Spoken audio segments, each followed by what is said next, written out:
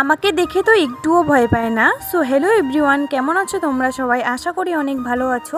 সকাল সকাল কাজে লেগে পড়েছি। আর আজকে যখন কাজ করছিলাম তখন ভাবলাম ইউনিক কিছু খাবো, তো ম্যাগি রান্না করেছি। এতদিন ম্যাগি মশলা দিয়ে রান্না করি, তো আজকে ভাবলাম একটু দুধ দিয়ে রান্না করি, খেয়ে দেখি কেমন হয়।